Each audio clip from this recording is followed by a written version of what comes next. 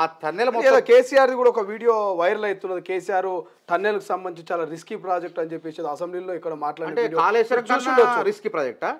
ప్రాణహిత చేవేళ్ళ నేరుగా నీళ్ళు వచ్చేదాన్ని అప్పటికి పనులు 8,000 9,000 కోట్ల పనులు అయిపోయినాయి. దాన్ని వదిలిపెట్టి నీ స్వార్థం కోసం కాళేశ్వరం ఏదైనా సక్రమం ప్రాజెక్ట్ ఎత్తిపోతల పథకం అంటారు దాన్ని.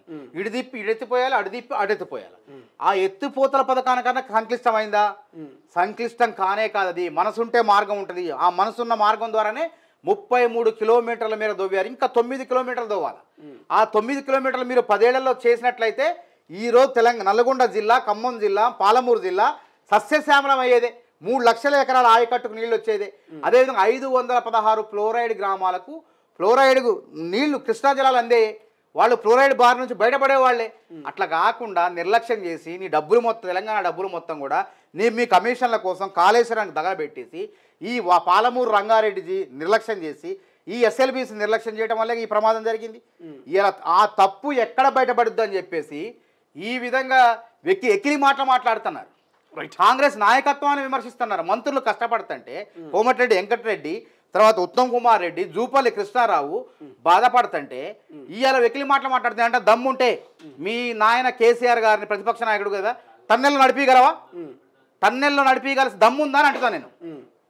రైట్. ఇక కులగన్న విషయానికి వస్తే కులగన్నకు సంబంధించి తప్పుల తడకన్నారు, కాకి లెక్క అన్నారు, రీసర్వే చేయాలని చెప్పారు. రీసర్వే కూడా చేసింది. రీసర్వే కూడా ముగిసిన పరిస్థితి. కానీ ఇప్పటివరకు కేటీఆర్, హరీష్ రావు, కేసీఆర్ కులగన్న రీసర్వేలో కూడా పాల్గొన్నట్టు తెలుస్తోంది. ఎట్లా చూస్తారు ఈ కులగన్న సర్వే? దాంట్లో పాల్గొననటువంటి వాళ్లకు అసలు దాని గురించి మాట్లాడే నైతిక అర్హత లేదు. ఇది కులగణన కాదు, జనగణన. అందరి యొక్క పరిస్థితులు తెలుసుకునేందుకు చేసే గణన ఇది. తద్వారా బీసీలకు వాళ్ళ యొక్క హక్కులు రాహుల్ గాంధీ గారు చెప్పినట్టు 42% మేర వాళ్ళకి రాజ్యాధికారం, స్థానిక సంస్థ ఎన్నికల్లో వాళ్ళకి రాజ్యాధికారం కల్పించేందుకు, వాళ్ళని జడ్పీ చైర్మన్ చేసేందుకు, వాళ్ళని ఎంపీపీలు చేసేందుకు, అదేవిధంగా వాళ్ళకి అవకాశాలు కల్పించేందుకు ఈ చేసే ప్రక్రియ. దీంట్లో పాల్గొనలు మాట్లాడటం కూడా వృధానే. రాహుల్ గాంధీ గారు మాట అన్నాడు, దాని సర్వే సక్రబద్ధంగా, చట్టబద్ధంగా, రాజ్యాంగబద్ధంగా అయింది. అది ఏ విధంగా మనం అమలు చేయాలో దానికి సహకరించండి. అంతేగాని చిల్లర రాజకీయాలు చేసి ఇంకా ఇప్పటికే పార్లమెంట్ ఎన్నికల్లో అమాంతం పాతాళ లోకానికి పడిపోయారు. 9 స్థానాల్లో డిపాజిట్ లేవు. 3 స్థానాల్లో మిగతా స్థానాల్లో 3వ స్థానంగా పడిపోయారు.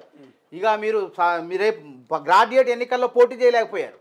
మేము ఆ రోజు అధికారం లేకపోయినా మా 12 మంది ఎమ్మెల్యేలు మీరు గుంజుకున్నా తగ్గేదే లేదన్నట్టు మేము వెంటనే ప్రతి ఎన్నికల్లో పోటీ చేసినాం. సర్పంచ్ ఎన్నికల్లో పోటీ చేసినాం, జడ్పీటీసీ ఎన్నికల్లో పోటీ చేసినాం, ఎంపీటీసీ ఎన్నికల్లో పోటీ చేసినాం, గ్రాడ్యుయేట్ ఎమ్మెల్సీ ఎన్నికల్లో కూడా పోటీ చేసినాం. కరీంనగర్ ఆ ఏరియాలో జీవన్ రెడ్డి గారిని గెలిపించినాం. అదేవిధంగా ఇటు ప్రాంతంలో కూడా రాముల్ నాయక్ గారు పెట్టినాం. మా యొక్క ఓట్లను మేము సాధించుకున్నాం ఓడిపోయినప్పటికీ.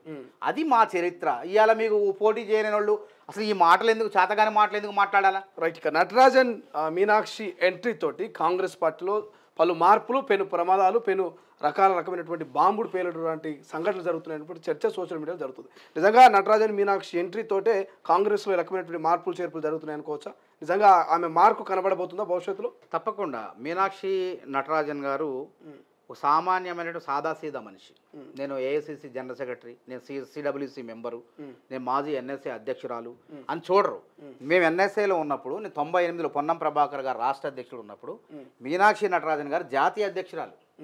రాహుల్ గాంధీ గారికి అత్యంత విధేయురాలు, కాంగ్రెస్ పార్టీకి విధేయురాలు, గాంధీల కుటుంబాలకు విధేయురాలు, కానీ క్రమశిక్షణ కలిగినటువంటి నాయకురాలు. తా ముందు ఈ ఆటలు నడవు. నేను ఇంత, నేను అంతా, నేను తోపు, నేను ఊపు, ఇవన్నీ నడవు. నువ్వు ఎంత పని చేస్తావు అది చెప్పు. నీ దగ్గర శక్తి ఏంది? పార్టీకి ఎంత పనికొస్తావు నువ్వు? అది మంత్రులైనా, ముఖ్యమంత్రి, ఎవరైనా అవసరం లేదు, నాకు అవసరం లేదు, ఉండని అవసరం. నేను చెప్పినట్టు వింటేనే, నేను చెప్పినట్టు వింటే ఆమె నిర్లక్ష్యంగా నియంత్రితం కాదు.